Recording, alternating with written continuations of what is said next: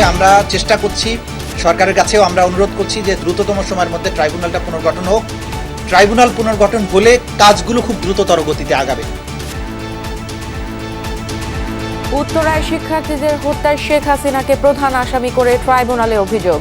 পৃথক মামলায় মোজাম্মেল বাবু, শ্যামল দত্ত, শাহরিয়ার কবির রেলমন্ত্রীর রিমান্ড।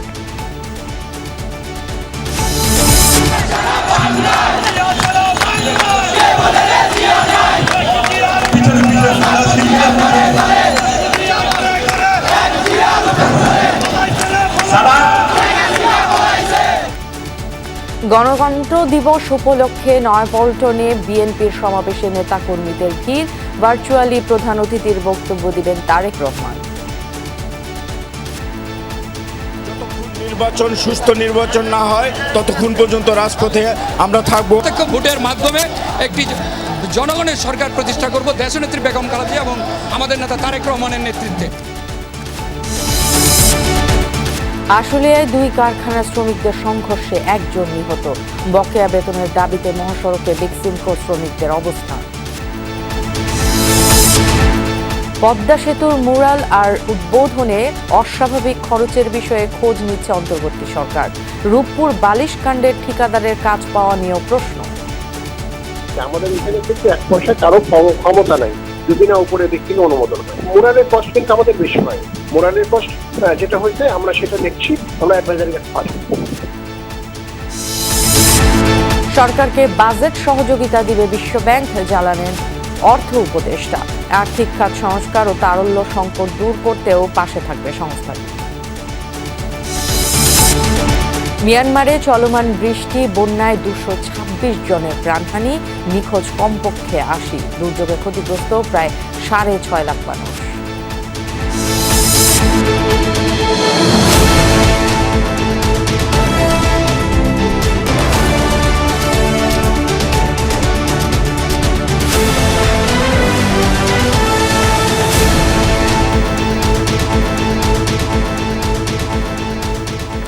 সবাইকে আমন্ত্রণ দুপুরে বাংলাদেশে। আপনাদের সাথে থাকছি আমি ফারহানা ন্যান্সি। এতক্ষণ শিরোনামগুলো দেখে নিচ্ছিলেন। ছাত্র জনতা আন্দোলনে যে হত্যাগুলো বেশি স্পর্শকাতর আর নির্মম, সেগুলোই তদন্তে অগ্রাধিকার পাবে, এমনটা জানিয়েছেন আন্তর্জাতিক অপরাধ ট্রাইব্যুনালের chief prosecutor advocate Tajul Islam. দুপুরের সংবাদ সম্মেলনে এসব কথা জানান তিনি। বলেন, তদন্ত সংস্থার সাথে বৈঠক হয়েছে। ট্রাইব্যুনাল পুনর্গঠন না হওয়ায় এখনই আসামিদের গ্রেফতার চাওয়া যাচ্ছে না। তাই বিচার প্রক্রিয়া শুরুর জন্য দ্রুত ট্রাইব্যুনাল পুনর্গঠন এবং বিচারক নিয়োগ দেওয়ার আহ্বান জানান তিনি। এ সময় কথা বলেন বৈষম্য বিরোধী আন্দোলনে নিহত সাব্বিরের বাবা মোহাম্মদ শহীদুল্লাহ। তিনি জানান, ছেলেকে মাথায় গুলি ছুড়ে নির্মমভাবে হত্যা করা হয়েছে। অভিযোগ করেন, 40 মিনিটের মধ্যে লাশ দাফনে বাধ্য করে ছাত্র ও যুবলীগ। কোনো ময়নাতদন্ত করতে দেয়া হয়নি, এই অভিযোগও তোলেন শহীদুল্লাহর বাবা। জুলাই আগস্ট গণহত্যার ঘটনায় রাজধানীর উত্তরায় শিক্ষার্থী সাকিব হত্যায় শেখ হাসিনাকে প্রধান আসামি করে আন্তর্জাতিক অপরাধ ট্রাইব্যুনালের প্রসিকিউশনে আরও একটি অভিযোগ দায়ের করা হয়েছে।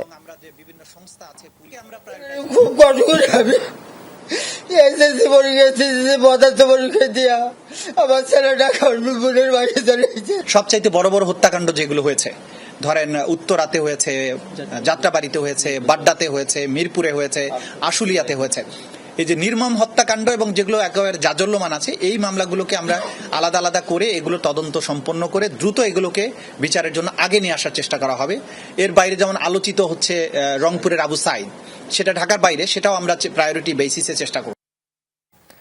হত্যা মামলায় সাংবাদিক মোজাম্মেল হক বাবু, শ্যামল দত্ত ও ঘাতক দালাল নির্মূল কমিটির সভাপতি শাহরিয়ার কবিরকে 7 দিনের রিমান্ড দিয়েছেন আদালত। এছাড়া সাবেক রেলমন্ত্রী নুরুল ইসলাম সুজনকে 3 দিনের পুলিশি হেফাজতে নেওয়া হবে। রমনা থানা হত্যা মামলায় মোজাম্মেল বাবু ও শাহরিয়ার কবিরকে রিমান্ডে জিজ্ঞাসাবাদ করা হবে। আন্দোলনের সময় ওই হত্যাকাণ্ডে তাদের সংশ্লিষ্টতার প্রাথমিক প্রমাণের বিষয়ে আদালতকে জানান বাদীপক্ষের আইনজীবী। বিরোধিতা করে তাদের জামিন চান আসামি পক্ষের আইনজীবী। আত্মপক্ষ সমর্থনে আসামিদের কথা বলার সুযোগও দেন আদালত। তবে এজলাসে আইনজীবীদের হট্টগোলে ঠিকঠাক বক্তব্য উপস্থাপন করতে পারেননি তারা। ভাসান টেকের আরেক হত্যা মামলায় দৈনিক ভোরের কাগজের সম্পাদক শ্যামল দত্তকেও 7 দিনের রিমান্ড দেন আদালত। এদিকে যাত্রাবাড়ি থানার হত্যা মামলায় সাবেক রেলমন্ত্রীকে শোনানো হয় 3 দিনের রিমান্ড। এই মোজাম্মেল হক বাবু স্বৈরাচারের পক্ষে জনগণের বিরুদ্ধে কথা বলে। শাহরিয়ার কবির গত 15 বছর যাবৎ এদেশের মানুষকে হত্যা, গুম করা এবং ইসলাম ধর্মের এবং বিরুদ্ধে কথা বলা প্রতিদিনে তার কাজ ছিল। তাদেরকে জিজ্ঞাসাবাদ করার জন্য এই হত্যার পিছনে আর কারা কারা জড়িত আছে এই সব বিষয়গুলিকে আর সামনে আনার জন্য তদন্ত করার জন্য তদন্তকারী কর্মকর্তা 10 দিনের রিমান্ড প্রার্থনা করেন। আমরা বলেছি যে রিমান্ড নেওয়ার মতো কোনো উপাদান বা গ্রাউন্ডস নেই, শুধু মিথ্যা মামলায় উদ্দেশ্য প্রণোদিতভাবে এবং হয়রানি করার জন্য এই মামলায় রিমান্ড চাওয়া হয়েছে। এদিকে শাহবাগ থানায় বিএনপি নেতা মির্জা আব্বাসের করা মামলায় রাশেদ খান মেননের 3 দিনের রিমান্ড মঞ্জুর করেছেন আদালত। 2018 সালের ডিসেম্বরে মির্জা আব্বাসের উপর হামলার ঘটনায় এই মামলা হয়। 5 দিনের রিমান্ড চেয়ে আবেদন করেছিল পুলিশ। এর আগে বৈষম্য বিরোধী ছাত্র আন্দোলনের সময় আদাবর থানার গার্মেন্টস কর্মী রুবেল হত্যা মামলায় গ্রেপ্তার ওয়ার্কার্স পার্টির সভাপতি ও সাবেক মন্ত্রী রাশেদ খান মেননকে দ্বিতীয় দফায় 6 দিনের রিমান্ডে পাঠানোর আদেশ দেন আদালত। 27 আগস্ট ঢাকার মেট্রোপলিটন ম্যাজিস্ট্রেট সাইফুর রহমানের আদালত এই আদেশ দেন। গত 22 আগস্ট রাজধানীর গুলশান থেকে মেননকে গ্রেফতার দেখানো হয়। পরদিন ওই মামলায় তার 5 দিনের রিমান্ড মঞ্জুর করেন আদালত। বৈষম্য বিরোধী ছাত্র আন্দোলন চলাকালে রাজধানীর উত্তরায় ছাত্র জনতার উপর গুলিবর্ষণকারী দেলোয়ার হোসেন রুবেলকে গ্রেফতার করা হয়েছে। গোপন সংবাদের ভিত্তিতে গাজীপুরের টঙ্গী এলাকায় অভিযান চালায় র্যাব। এক পর্যায়ে দেলোয়ারকে গ্রেফতার করে র্যাব। সকালে র্যাব সদর দপ্তর থেকে এই তথ্য নিশ্চিত করা হয়েছে। গত 3 আগস্ট রাজধানীর উত্তরায় 11 নম্বর সেক্টরে বৈষম্য বিরোধী ছাত্র আন্দোলনে গুলি চালায় দেলোয়ার। যে ছবি সংবাদ মাধ্যম ও সামাজিক যোগাযোগ মাধ্যমে ছড়িয়ে পড়ে, ওই গুলিবর্ষণের মামলায় এজাহারভুক্ত আসামি ছিলেন দেলোয়ার। ভারতে অনুপ্রবেশ মামলায় সাবেক বিচারপতি মানিকের জামিন মঞ্জুর করেছেন সিলেটের আদালত। সিলেটের অতিরিক্ত চিফ জুডিশিয়াল ম্যাজিস্ট্রেট আদালতের বিচারক এই আদেশ দেন। তবে দেশের বিভিন্ন থানায় তার বিরুদ্ধে মামলা থাকায় তিনি এখনই মুক্তি পাবেন না। সকালে কড়া নিরাপত্তায় তাকে আদালত প্রাঙ্গণে এনে এজলাসে তোলা হয়। এ সময় তার পক্ষে সরকার নিযুক্ত আইনজীবী জামিন আবেদন করেন। 23 আগস্ট রাতে কানাইঘাট সীমান্ত থেকে আপিল বিভাগের সাবেক এই বিচারপতিকে আটক করে বিজিবি। তার বিরুদ্ধে ঢাকা ও নোয়াখালীতে 2টি মামলা হয়েছে।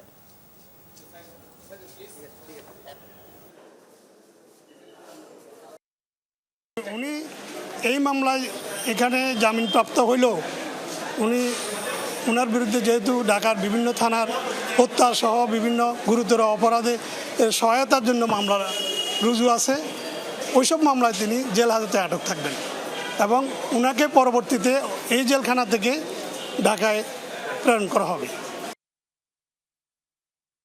আন্তর্জাতিক গণতন্ত্র দিবস উপলক্ষে বেলা 2:30টায় আনুষ্ঠানিকভাবে শুরু হবে বিএনপির সমাবেশ।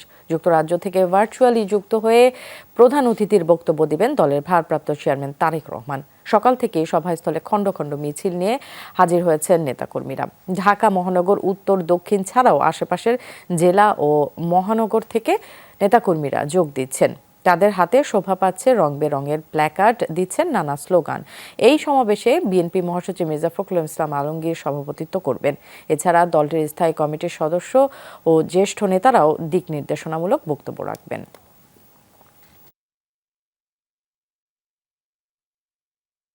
লক্ষ্য ছিল সুস্থ নির্বাচন সেই এবং গণতান্ত্রিক সরকার। আমি মনে করি সেই লক্ষ্যে এখন আমরা পৌঁছাইতে পারি নাই। নির্বাচন যেদিন হবে, একটি গণতান্ত্রিক সরকার হবে, সেই দিনে ইনশাল্লাহ আমরা লক্ষ্যে পৌঁছাবো। এই গণতান্ত্রিকামী সরকার অর্থাৎ তত্ত্বাবধায়ক সরকার যেটা এসেছে, অন্তর্বর্তীকালীন সরকার এসেছে, আমাদের এই অবৈধ মামলাগুলো তারা প্রত্যাহার করবে। ভোটের মাধ্যমে বাংলাদেশের জনগণের সরকার প্রতিষ্ঠা হবে এবং সেই বাংলাদেশের জনগণের সরকার বাংলাদেশের জনগণের কথা মতো চলবে। ঠিক তখনই বাংলাদেশের পরিপূর্ণ গণতন্ত্র পুনরুদ্ধার হবে। দর্শক, বিএনপির সমাবেশ স্থলে আছেন সহকর্মী শরীফুল ইসলাম, সরাসরি যাচ্ছে তার কাছে। শরীফ, দুপুর থেকে তো সমাবেশের মূল আনুষ্ঠানিকতা শুরু হবে, 2:30টা থেকে আমরা যতটুকু জানি। এখন কি অবস্থা সেখানকার একটু বিস্তারিত জানতে চাই।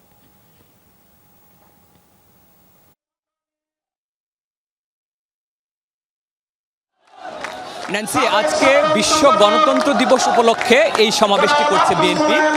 এটি আরো দুদিন আগেই হওয়ার কথা ছিল, কিন্তু বৈরী পরিবেশের কারণে তারা সেটি দুদিন পিছিয়ে আজকে করছে। আপনি দেখছেন যে বিভিন্ন পর্যায়ের নেতাকর্মী যারা রয়েছেন তারা কিন্তু আমরা দেখেছি যে দুপুরের পর থেকেই এখানে এসে হাজির হয়েছেন।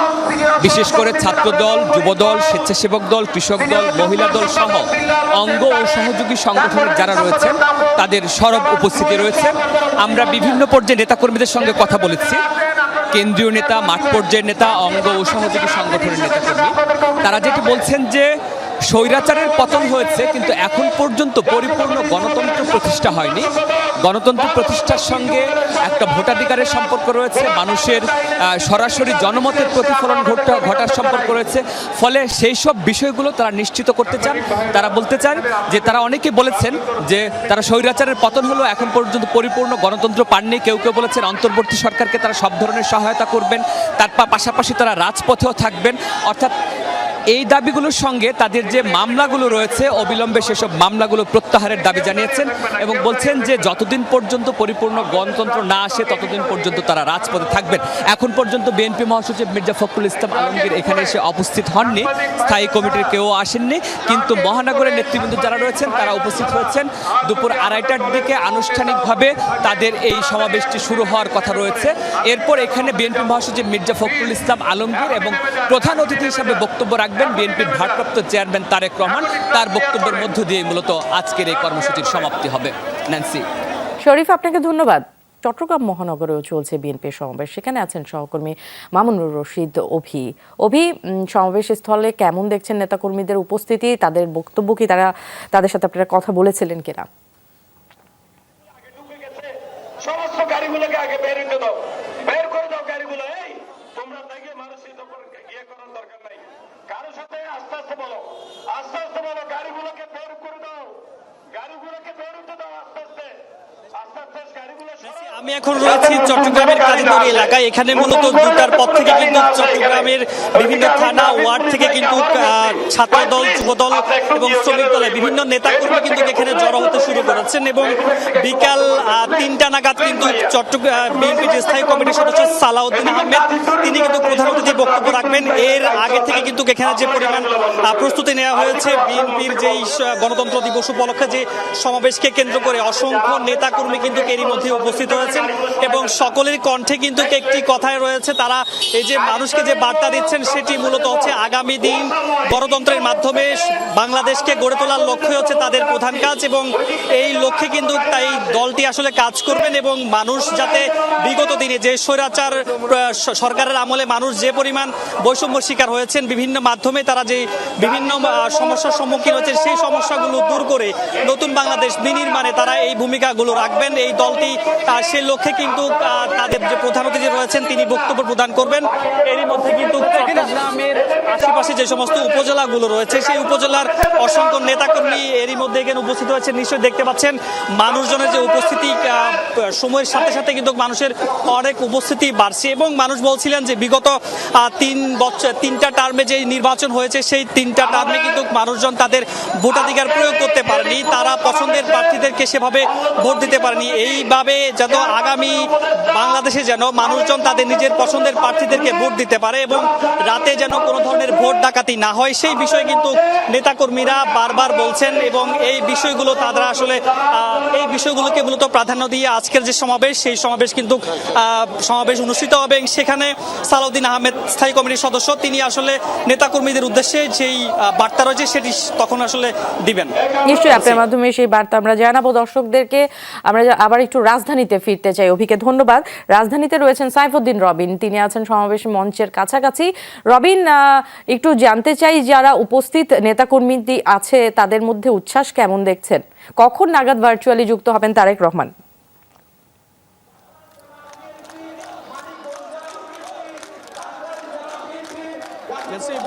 খানিক বাদেই বলা চলে আনুষ্ঠানিকভাবে শুরু হতে যাচ্ছে নয়াপল্টনে বিএনপি কেন্দ্রীয় কার্যালয়ের সামনে যে গণতন্ত্র দিবসের গণতন্ত্র সমাবেশ যেটি অনুষ্ঠিত হওয়ার কথা ছিল 15 সেপ্টেম্বর, কিন্তু বৈরী আবহাওয়ার কারণে সেটি 15 সেপ্টেম্বর অনুষ্ঠিত হওয়া সম্ভব হয়নি। দুদিন পিছিয়ে সেটি আজকে অনুষ্ঠিত হতে যাচ্ছে এবং এই সমাবেশকে ঘিরে ঢাকা মহানগর, ঢাকা জেলা আশপাশের অর্থাৎ নারায়ণগঞ্জ, গাজীপুর, মানিকগঞ্জ জেলার নেতৃবৃন্দ কিন্তু যুক্ত হচ্ছেন নয়াপল্টনের এই সমাবেশস্থলে। বলা চলে দিনের শুরু থেকেই আসলে নেতাকর্মীদের এই উপস্থিতিটা শুরু হয়েছে। ইতিমধ্যেই একদিকে ফকিরাপুল ছাড়িয়ে মতিঝিলের দিকে আরামবাগ পর্যন্ত, অন্যদিকে নাইটেঙ্গেল মোড় পেরিয়ে কাকরাইল অব্দি সাধারণ রাস্তার দুই পাশে সাধারণ নেতাকর্মীদের উপস্থিতিতে কানায় কানায় পরিপূর্ণ হয়ে গিয়েছে।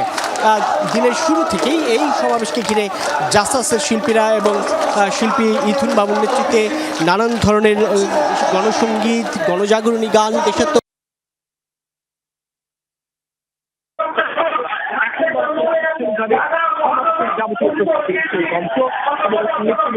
সমাবেশের ফলে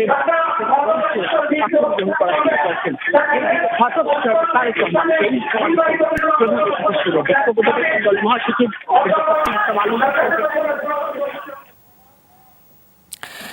রবিনকে ধন্যবাদ। রবিন আমাদেরকে জানাচ্ছিলেন নয়াপল্টনে বিএনপি সমাবেশের সর্বশেষ খবরাখবর। কিছুক্ষণের মধ্যেই সেই সমাবেশ শুরু হবে। আমরা চলে যাচ্ছি পরের সংবাদে। গাজীপুর ও আশুলিয়ায় আজও বিক্ষোভ করছে শ্রমিকরা। অসন্তোষের জেরে আশুলিয়া শিল্পাঞ্চলে দুটি পোশাক কারখানার শ্রমিকদের মধ্যে সংঘর্ষ বাধে। এতে একজন নিহত হয়েছেন, আহত হয়েছেন বেশ কয়েকজন। সকাল 8টা থেকে শ্রমিকরা কর্মস্থলে যোগ দেন। এরপর বিভিন্ন দাবি দাওয়া নিয়ে তারা কাজ বন্ধ করে দেয়। এর আগেই বন্ধ 19টি পোশাক কারখানা। শিল্প পুলিশ জানিয়েছে অনির্দিষ্টকালের জন্য বন্ধ 18টি। একটি কারখানায় সাধারণ ছুটি ঘোষণা করা হয়েছে। অন্যান্য কারখানায় চলছে পুরোদমে উৎপাদন। কাজে যোগ দিয়েছেন শ্রমিকরা। শিল্পাঞ্চলে যে কোনো ধরনের অপ্রীতিকর পরিস্থিতি এড়াতে মোতায়েন রয়েছে অতিরিক্ত পুলিশ সদস্য। অব্যাহত আছে সেনা টহল। আন্দোলনের ভিতরে রেডিয়েন্সের মালিক হেগরে শ্রমিকদের ছুটি দেওয়ার পর ভাড়াটিয়ার লোকজন আইনা আমাদের উপর হামলা করছে। নাক মুখ দিয়ে রক্ত বাইরে এলো, ওনাকে 4-5 জন ধরলো, মেডিকেলে নিয়ে গেল। কেন আমাদের শ্রমিক মেসকুটে শ্রমিক মরবে কেন? এখনো মালিককে আনার জন্য বিজিএমই এবং মালিক পক্ষের সাথে কথা বলছি।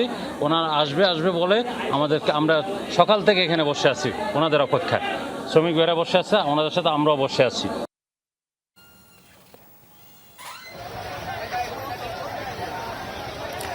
বকেয়া বেতনের দাবিতে সকাল 9টায় গাজীপুরের টঙ্গীতে সিজন্স ড্রেসার্স লিমিটেডের কারখানা শ্রমিকরা রাস্তায় নামে। তাদের বিক্ষোভের কারণে প্রায় 1.5 ঘন্টা সড়কে যান চলাচল বন্ধ ছিল। চন্দ্রা এলাকার একটি পোশাক কারখানার সামনে শ্রমিকরা অবস্থান নেয়, বাইপাসে যানজট দেখা দেয়। এর আগে সকাল 10:30টার দিকে ঢাকা টাঙ্গাইল মহাসড়কের চক্রবর্তী এলাকার মহাসড়কে অবস্থান নেয় বেক্সিমকো টাঙ্গাইলের শ্রমিকরা। এতে দেখা দেয় যানজট।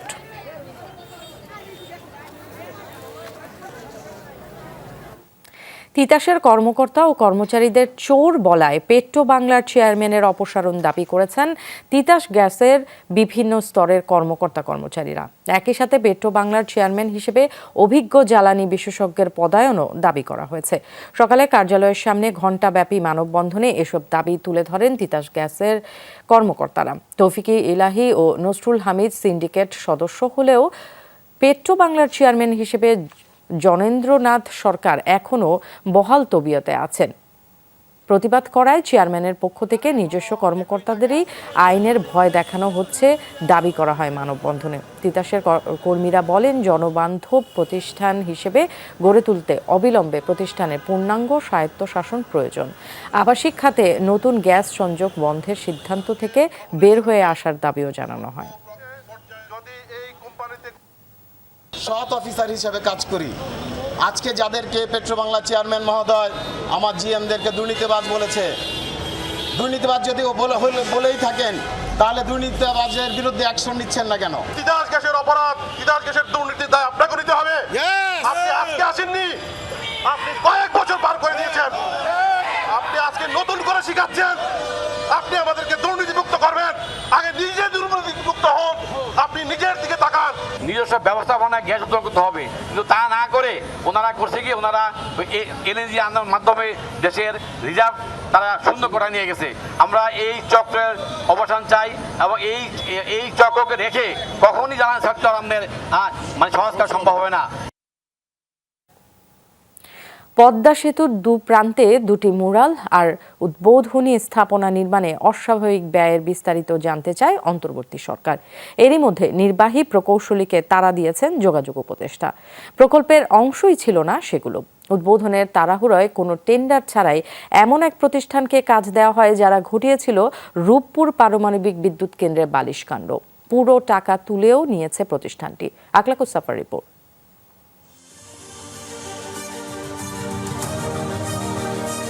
2022-এর 25 জুন দিনভর জমকালো অনুষ্ঠানের মধ্য দিয়ে পদ্মা সেতুর উদ্বোধন করেন তখনকার প্রধানমন্ত্রী শেখ হাসিনা। উদ্বোধনের আগে তড়িঘড়ি করে সেতুর দুপ্রান্তে নির্মাণ করা হয় উদ্বোধনী কমপ্লেক্স। তাতে একটি করে মুরাল ও উদ্বোধনের ফলক, চারপাশে বেদি, সামনে ফোয়ারা। মাওয়া প্রান্তে কয়েকটি ও জাজিরায় ইস্পাতের তৈরি মাছের ভাস্কর্যও রয়েছে। দুই প্রান্তে বঙ্গবন্ধু ও শেখ হাসিনার দুটি মুরালের উচ্চতা ছিল মোট 6,642 বর্গফুট। খরচ আকাশচুম্বী। চূড়ান্ত বিলের নথিপত্র বলছে উদ্বোধনী কমপ্লেক্সের নকশা প্রণয়ন ও তদারকি বাবদ ব্যয় করা হয়েছে 94,62,000 টাকা। মাওয়া ও জাজিরায় ভূমি উন্নয়ন ও পাইলিং বাবদ ব্যয় দেখানো হয়েছে 7,44,00,000 টাকারও কিছু বেশি। মাওয়া প্রান্তে উদ্বোধনী কমপ্লেক্স নির্মাণ সহ আনুষঙ্গিক আরও বিভিন্ন কাজ করে সেখানে বিল দেখানো হয়েছে 66 কোটি টাকা। একই কাজ জাজিরাতে করতে ব্যয় হয়েছে 42,53,00,000। সব মিলিয়ে দুই প্রান্তের উদ্বোধনী কমপ্লেক্স তৈরিতে খরচ হয়েছে 116,92,00,000 টাকা। উদ্বোধনী এই কমপ্লেক্স নির্মাণ করা হয়েছে মূলত দুই প্রান্তের এই মুরালগুলোকে কেন্দ্র করে, যেগুলো সেতু প্রকল্পের কোনো অংশই ছিল না। সরকার পতনের পর মুরালের এই ছবিগুলো মুছে দেয়া হয়েছে। মুরাল দুটির নির্মাণ ব্যয় দেখানো হয় সেতু প্রকল্পের নদী শাসনের অংশ থেকে। তৎকালীন সড়ক পরিবহন ও সেতুমন্ত্রী ওবায়দুল কাদেরের নির্দেশে সে কাজ দেয়া হয় ঠিকাদারি প্রতিষ্ঠান মজিদ সন্স অ্যান্ড কনস্ট্রাকশনকে। প্রতিষ্ঠানটি এখন ঠিকানা বদলে অন্য জায়গায় চলে এসেছে। এই সেই প্রতিষ্ঠান যারা রূপপুর পারমাণবিক বিদ্যুৎ কেন্দ্রে বালিশকাণ্ড ঘটিয়েছিল। এক একটি বালিশের খরচ দেখিয়েছিল 6,000 টাকা, আর সেই বালিশ উপরে উঠানোর খরচ দেখিয়েছিল 800 টাকা করে মজুরি। একই প্রতিষ্ঠান রাজশাহী বিশ্ববিদ্যালয়ের 10 তলা একটি হল নির্মাণ করে, যার ছাদ ধসে যায় একাংশ। এমন সমালোচিত একটি প্রতিষ্ঠানকে কি করে ওই কাজ দেয়া হয়েছিল তড়িঘড়ি করে, তাও আবার টেন্ডার ছাড়া? এ বিষয়ে জানতে চাইব সেতু বিভাগের তখনকার যিনি তদারকি করেছেন নির্বাহী প্রকৌশলী সৈয়দ রজব আলীর কাছে। সাংবাদিকরা পারেন নাই তখন কিছু বলতে, আমরা তখন কিছু বলতে পারিনি। পারছি কি বলেন, আমাদের এখানে কিন্তু 1 পয়সা কারো ক্ষমতা নাই যদি না উপরে দিক থেকে অনুমোদন হয়। মোরালের কষ্ট কিন্তু আমাদের বেশি হয়। মোরালের কষ্ট যেটা হয়েছে আমরা সেটা দেখছি, আমরা অ্যাডভাইজারের কাছে পাঠাবো। শুধু মোরালই নয়, অস্বাভাবিক ব্যয় হয়েছে সেতুর উদ্বোধনী অনুষ্ঠানেও। দিনব্যাপী আয়োজনে ব্যয় হয় 89 কোটি টাকা। এক্ষেত্রেও উন্মুক্ত দরপত্রে কাজ হয়নি। আকলাকুস সাফা, যমুনা নিউজ, ঢাকা। আর্থিক খাতে সংস্কার ও তারল্য সংকট দূর করতে পাশে থাকবে বিশ্বব্যাংক, প্রদান করবে বাজেট সহায়তাও। এ তথ্য জানিয়েছেন অর্থ উপদেষ্টা ডক্টর সালেউদ্দিন আহমেদ। সকালে বিশ্বব্যাংকের দক্ষিণ এশিয়ার আঞ্চলিক পরিচালক ম্যাথিউর নেতৃত্বাধীন একটি প্রতিনিধি দল অর্থ উপদেষ্টার সাথে বৈঠক করেন। এরপর উপদেষ্টা জানান, বিশ্বব্যাংকের সাথে ইতিবাচক আলোচনা হয়েছে। ঋণ প্রদানে যাতে বাস্তবায়নযোগ্য শর্ত দেয়া হয় সে বিষয়ে আহ্বান জানিয়েছেন তিনি। এদিকে আর্থিক খাত সংস্কারে বাংলাদেশকে $100 কোটি ঋণ সহায়তা দেবে বিশ্বব্যাংক। এই বছরে একটা বাজেট সহায়তা আমরা আবার আগামী ইসের বাজেটে এক্সপেক্ট করছি, সেটা ফাইনালাইজ হবে। আমাদের অলরেডি কত কি প্রজেক্ট হবে না হবে সেটা আমরা ওদেরকে দেবো। আমাদের যে সংস্কারের জন্য বা অর্থনৈতিক উন্নতির যে সমস্ত জিনিস বাস্তবায়নযোগ্য হয় সেই কতগুলো অ্যাকশন আমাদেরকে দেবে। রেমিটেন্স প্রবাহ বৃদ্ধির ইতিবাচক প্রভাব পড়েছে বৈদেশিক মুদ্রার রিজার্ভ ভান্ডারে। এ তথ্য জানিয়েছেন বাংলাদেশ ব্যাংকের মুখপাত্র। বলেন, রিজার্ভের পরিমাণ দাঁড়িয়েছে $24,300 মিলিয়ন। IMF এর মানদণ্ডে যা $20,000 মিলিয়ন কাছাকাছি। মুখপাত্র জানান, জুলাই থেকে আগস্টের মধ্যে রেমিটেন্সের প্রবাহ বেড়েছে। প্রবাসীরা উল্লেখযোগ্য পরিমাণ রেমিটেন্স পাঠাচ্ছেন, যা রিজার্ভ বৃদ্ধির বড় কারণ। বলেন, সংকট কাটতে শুরু করায় ব্যাংকগুলো এখন নিজেদের ডলার কেনাবেচা করতে পারছে। বর্তমানে ডলারের দাম 118 থেকে 120 টাকার মধ্যে রয়েছে। ব্যাংকিং চ্যানেল ও কার্ভ মার্কেটে ডলারের দামের পার্থক্য এখন 1% কম। হোসনে আরা শিখা বলেন, আন্তঃব্যাংক লেনদেন সক্রিয় রাখার কারণে বৈদেশিক মুদ্রার বাজার এখন স্থিতিশীল থাকবে। রেমিটেন্সের প্রবৃদ্ধি ঘটছে। গত অর্থবছরের তুলনায় এই অর্থবছরে প্রায় 60% প্রবৃদ্ধি হয়েছে, এবং আমরা যদি জুলাইয়ের সাথে অগাস্টের প্রবৃদ্ধি ধরি তাহলে এটা প্রায় 90% প্রবৃদ্ধি হয়েছে। আন্তঃব্যাংক ফরেন এক্সচেঞ্জ সেটাকে সক্রিয় করা হয়েছে। ব্যাংকগুলো চাইলে নিজেরা ডলার কেনা বেচা করতে পারছে। নির্বাচন ও ক্ষমতার পালা বদলের জন্য জনগণ অভ্যুত্থানে অংশ নেয়নি। তারা ফ্যাসিবাদের বিলুপ্তি চেয়ে রাস্তায় নেমেছিল। সেই লক্ষ্যেই কাজ করছে অন্তর্বর্তীকালীন সরকার, এমনটাই বলেছেন শ্রম ও কর্মসংস্থান মন্ত্রণালয়ের উপদেষ্টা আসিফ মাহমুদ সজীব ভুঁইয়া। সকালে রাজশাহীতে তিনি বলেন, জনগণের ম্যান্ডেটেই সংস্কার কাজ চলছে। বিভিন্ন রাজনৈতিক দলগুলোর সাথে যেন ভুল বোঝাবুঝি সৃষ্টি না হয় সেজন্য বৈঠক হচ্ছে। রাষ্ট্র সংস্কার শেষে নির্বাচন দিয়ে ক্ষমতা হস্তান্তর করা হবে। রাজনৈতিক দল গঠনের ব্যাপারে ছাত্রদের ইচ্ছে নেই উল্লেখ করেন উপদেষ্টা। বলেন, রাষ্ট্রীয় দায়িত্ব শেষে সবাই যে যার কাজে ফিরে যাবে।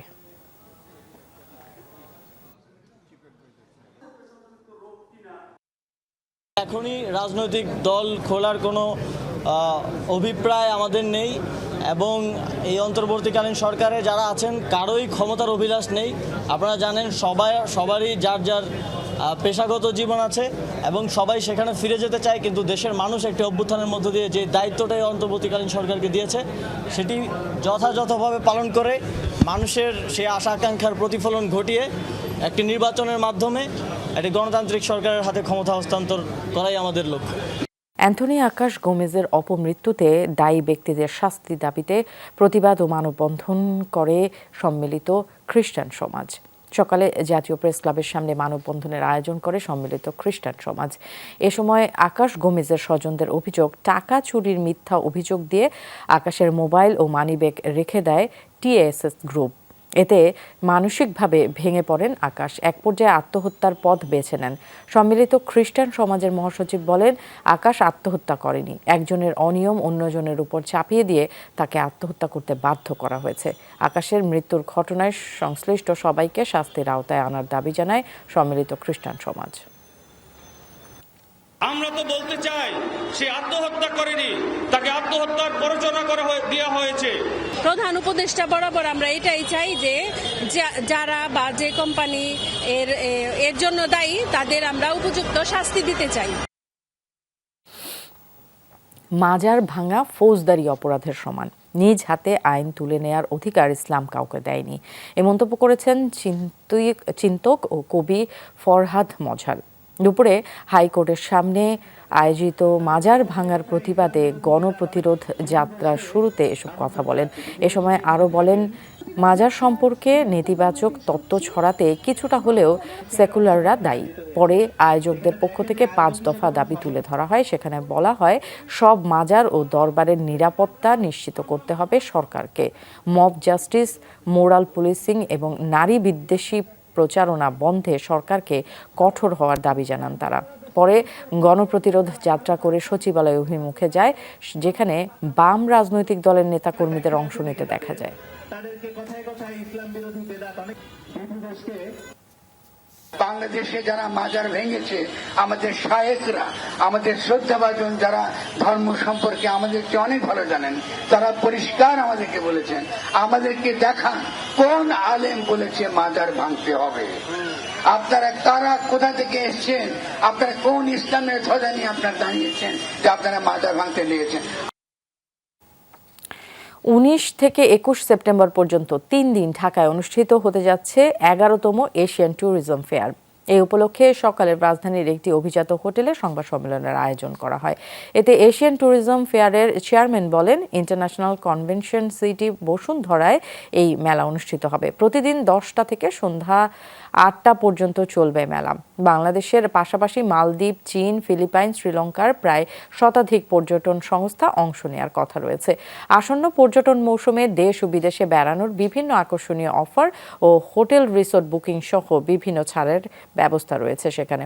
ট্যুরিজম ফেয়ারে প্রবেশ মূল্য নির্ধারণ করা হয়েছে 30 টাকা, যার অন্যতম উদ্দেশ্য হলো বাংলাদেশের পর্যটনকে আন্তর্জাতিক অঙ্গনে আরও জনপ্রিয় করা, তাছাড়া আঞ্চলিক পর্যটন শিল্পের সাথে সেতুবন্ধন দৃঢ় করা। পর্যটন শিল্পে গতি ফেরাতে বাংলাদেশের পর্যটন আকর্ষণকে দেশ বিদেশের মানুষের কাছে আরো জনপ্রিয় করা এবং আঞ্চলিক পর্যটন শিল্পের সাথে সেতুবন্ধন করাই এই মেলা আয়োজনের অন্যতম উদ্দেশ্য। 11তম এশিয়ান ট্যুরিজম ফেয়ার আয়োজনের মধ্য দিয়ে দেশের প্রতিটি দর্শনীয় স্থানে ছড়িয়ে পড়বে পর্যটকদের আনন্দ মিছিল। পর্যটন শিল্প পুনরায় গতিশীল হয়ে উঠবে। লালমনিরহাটে ধরলা নদীতে আয়োজন করা হয়েছে গ্রাম বাংলার ঐতিহ্যবাহী নৌকাবাইজ প্রতিযোগিতা। এই প্রতিযোগিতা উপভোগ করতে ভিড় জমান বিভিন্ন বয়সী হাজারো মানুষ। দর্শক, চলুন দেখে আসি সেই আয়োজনের কিছু অংশ। আশার আলোর নৌকা মালিক এবং সোনার তরীর নৌকা মালিকের দৃষ্টি আকর্ষণ করছে।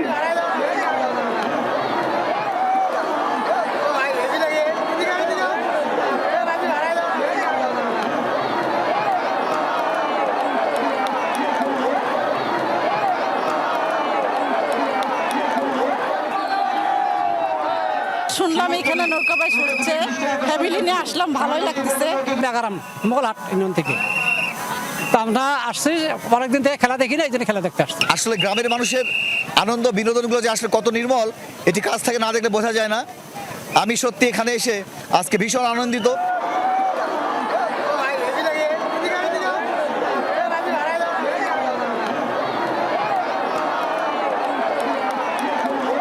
এই গ্রাম বাংলার খেলাগুলো প্রায় বিলুপ্ত হওয়ার পথে। আমরা এই খেলাগুলো পুনর্জীবিত করার জন্য কুলাঘাটের ধরলা নদীতে নৌকাবাইজ প্রতিযোগিতার আয়োজন করেছি।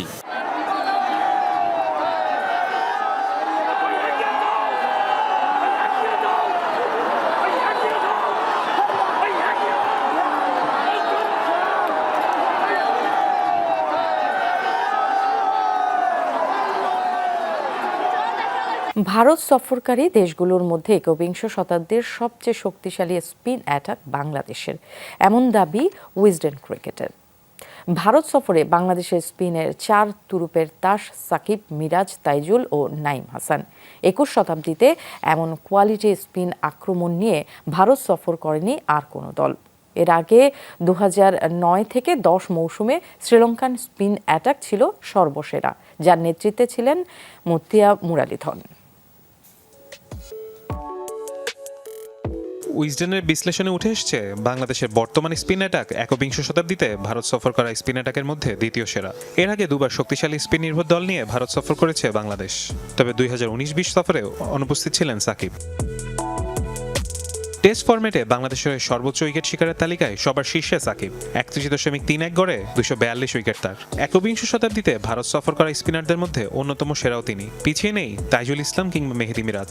31.92 গড়ে তাইজুলের উইকেট 192, 32.72 গড়ে মিরাজের উইকেট 174।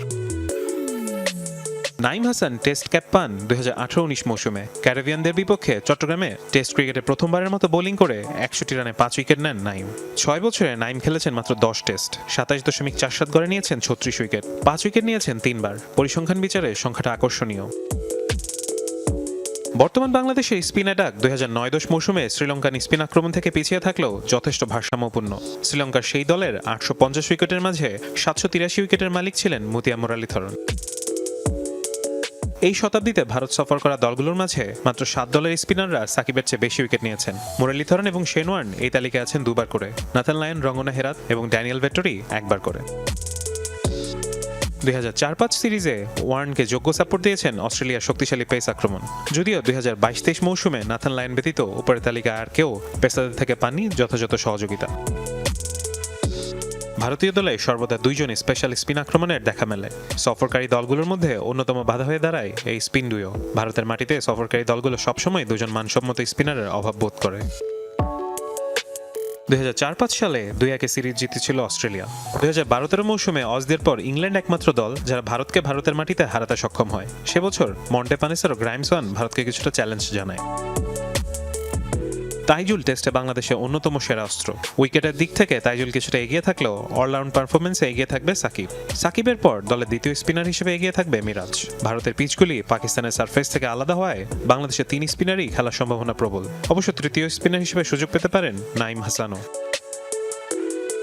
সব মিলিয়ে নিঃসন্দেহে বলা যায় বাংলাদেশ যদি একজন স্পিনার খেলে তবে সাম্প্রতিক সময়ে সবচেয়ে অভিজ্ঞ স্পিনার থাকবে লাল সবুজদের, আর যদি 2 স্পিনার খেলায় তবে 21 শতাব্দীতে ভারত সফরের সেরা স্পিন জুটি হবে বাংলাদেশের, এবং যদি 3 স্পিনারের কম্বিনেশনও বেছে নেয় টাইগাররা তবে এটি হবে গেল 2 দশকে ভারত সফর করা সেরা স্পিন আক্রমণ। উল্লেখ্য, পাকিস্তান সফরে 36 উইকেটের মধ্যে 21 উইকেটই ছিল বাংলাদেশের পেসারদের। ফারহান ইসান, যমুনা স্পোর্টস। মিয়ানমারে টাইফুন ইয়াগির প্রভাবে চলমান বন্যা ভূমিধসে 200 ছাড়িয়েছে প্রাণহানি, এখনও নিখোঁজ 80 জন। এ পর্যন্ত 226 জনের মৃত্যুর খবর নিশ্চিত করেছে জান্তা। ক্ষতিগ্রস্ত 6,31,000 বাসিন্দা। রাস্তাঘাট বিধ্বস্ত হয়ে ব্যাহত যোগাযোগ ব্যবস্থা, তলিয়েছে হাজার হাজার একর কৃষি জমি। শান প্রদেশ সহ বিভিন্ন অঞ্চলের প্রত্যন্ত এলাকাগুলোতে এখনও পৌঁছায়নি কোনো সহায়তা। বাধ্য হয়ে প্রতিবেশী ভারতের কাছে সাহায্য চেয়েছে মিয়ানমার। খাবার, কাপড় ও ওষুধ পাঠিয়েছে প্রতিবেশী দেশটি। ভিয়েতনাম, লাওস ও থাইল্যান্ডেও তাণ্ডব চালিয়েছে টাইফুন ইয়াগি। ভিয়েতনামে মৃত্যু হয়েছে কমপক্ষে 200 জনের। 2,30,000 ঘরবাড়ি বিধ্বস্ত এবং প্রায় 3 লাখ হেক্টর কৃষিজমি তলিয়েছে বন্যায়। দিল্লির নতুন মুখ্যমন্ত্রী হচ্ছেন আতিশি মার্লেনা। মঙ্গলবার আম আদমি পার্টির বৈঠকে আসে এই সিদ্ধান্ত। কেজরিওয়ালের পদত্যাগের পর আনুষ্ঠানিকভাবে ঘোষণা করা হবে তার নাম। স্থানীয় গণমাধ্যমগুলো জানায় বৈঠকে আতিশির নাম প্রস্তাব করেন দিলীপ পান্ডে, যা সমর্থন করেন পরিষদের সব সদস্য। পশ্চিমবঙ্গে মমতা ব্যানার্জির পাশাপাশি আতিশি দেশের দ্বিতীয় নারী মুখ্যমন্ত্রী হিসেবে দায়িত্ব পালন করবেন। দিল্লির সরকার প্রধান হিসেবে আতিশি কাজ করবেন আগামী ফেব্রুয়ারি পর্যন্ত। বিধানসভার মেয়াদ শেষ হবে তখনই। অক্সফোর্ড বিশ্ববিদ্যালয়ের প্রাক্তন ছাত্রী আতিশিকে দায়িত্ব দেওয়া হয়েছে শিক্ষা, গণপূর্ত সহ একাধিক মন্ত্রণালয়ের। আবগারি মামলায় উপমুখ্যমন্ত্রী মনীষ গ্রেপ্তার হওয়ার পর মন্ত্রী হন 43 বছরের আতিশি। ডোনাল্ড ট্রাম্পকে হত্যা চেষ্টাকারীর বিরুদ্ধে তদন্তে বেরিয়ে আসছে একের পর এক চাঞ্চল্যকর তথ্য। সিক্রেট সার্ভিসের নজরে আসার আগে প্রায় 12 ঘন্টা যাবৎ গলফ কোর্সের পাশের ঝোপে লুকিয়েছিলেন রায়ান ওয়েলসি রুথ। বহু আগে থেকেই নানা ছোট বড় অপরাধের রেকর্ড রয়েছে তার। হয়েছে একাধিক মামলাও। ট্রাম্পের প্রতি বিদ্বেষের কারণ এবং হামলা চেষ্টায় অন্য কারো সম্পৃক্ততা ছিল কিনা খতিয়ে দেখছে তদন্তকারীরা। রোববার ডোনাল্ড ট্রাম্পের পাবলিক শিডিউলে ছিল না পাম বিচে গলফ খেলার বিষয়টি। তবু তাকে হত্যার চেষ্টায় গলফ ক্লাবের পাশের ঝোপকে বেছে নেন রায়ান ওয়েসলি রুথ। 4 থেকে 500 গজের মধ্যে রীতিমতো খাবার দাবার নিয়ে ওত পেতেছিলেন টানা প্রায় 12 ঘন্টা। ট্রাম্প খেলা শুরুর পর বন্দুক তাক করলেও নিরাপত্তা ব্যবস্থার কারণে সরাসরি ট্রাম্পকে নিশানা করতে পারছিলেন না। এমন অবস্থাতেই সিক্রেট সার্ভিস এজেন্টদের নজরে আসেন 58 বছর বয়সী অস্ত্রধারী। নিরাপত্তা কর্মীদের ফাঁকি দিয়ে ভুয়া নম্বর প্লেট লাগানো গাড়িতে পালিয়ে যান তিনি। 40 মিনিটের ব্যবধানে গলফ কোর্সের 50 মাইল দূর থেকে আটক করা হয় তাকে। পুলিশের বডি ক্যামে ধরা পড়ে সে দৃশ্য। সেলুলার ডেটার তথ্য থেকে জানা গেছে কয়েক ঘন্টা আগে থেকেই সেখানে অবস্থান নিয়েছিল। আমরা এখনো সবকিছু খতিয়ে দেখছি। তদন্তের পর বোঝা যাবে। অন্য কারো সম্পৃক্ততার বিষয়ে তথ্য পাই। রায়ান রুথের ফেসবুক প্রোফাইল বিশ্লেষণ করে দেখা গেছে 2016 সালে রিপাবলিকানদের ভোট দিয়েছিলেন তিনি। 2020 সালেও ট্রাম্পকে সমর্থন জানিয়ে পোস্ট দিয়েছেন, কিন্তু এরপর থেকে বদলে যেতে থাকে তার দৃষ্টিভঙ্গি। 2022 সাল থেকে ইউক্রেনের কট্টর সমর্থক হয়ে ওঠেন। যুদ্ধে যোগ দিতেও আগ্রহ প্রকাশ করেন। মার্কিন পুলিশ জানিয়েছে হত্যা চেষ্টা ও অস্ত্র আইন লঙ্ঘনের অভিযোগে আদালতে হাজির করা হয়েছে হাওয়াইয়ের বাসিন্দা রায়ানকে। অ্যাটর্নি জানান 2009 সাল থেকেই নানা ধরনের অপরাধের রেকর্ড রয়েছে তার। 2019 সালে অবৈধ অস্ত্র রাখার দায়ে মামলা হয়েছিল তার বিরুদ্ধে। অস্ত্র সংক্রান্ত মামলায় 58 বছর বয়সী রায়ান রুথের বিরুদ্ধে অভিযোগ গঠন করা হয়েছে। এফবিআই তদন্তে নেতৃত্ব দিচ্ছে। 1997 থেকে 2002 সাল পর্যন্ত চুরি সহ ছোট ছোট কিছু অপরাধের অভিযোগ ছিল। কানে গুলিবিদ্ধ হওয়ার 2 মাসের মাথায় আবার ট্রাম্পকে হত্যার চেষ্টার পর রিপাবলিকান প্রার্থীকে অতিরিক্ত নিরাপত্তা দেওয়ার দাবি জানিয়েছেন আইনজীবীরা। Dorothy Tasrin, Jamuna news. চোখ ধাঁধানো আলোকসজ্জার মধ্য দিয়ে পর্দা উঠল চীনের ঐতিহ্যবাহী লণ্ঠন উৎসবের। বেইজিংয়ের গার্ডেন এক্সপো পার্কে থাকছে জমকালো এই আয়োজন। নানা রং আর আকারের লণ্ঠনে ছেয়ে গেছে পুরো শহর। আলো দিয়ে ফুটিয়ে তোলা হয়েছে ড্রাগন সহ বিভিন্ন প্রাণী ও ফুলের আকৃতি। বাহারি পোশাকে উৎসবে অংশ নেন বাসিন্দারা। চলে নাচ গানের আসরও। আলোর উৎসবের সাক্ষী হতে চীনা নাগরিকদের পাশাপাশি জড়ো হয় বিভিন্ন দেশের পর্যটকরাও। মূলত চন্দ্রবর্ষ বরণে প্রতি বছরই হয় জমকালো এই আয়োজন। বিদেশি পর্যটকদের সামনে তুলে ধরা হয় দেশীয় সংস্কৃতি।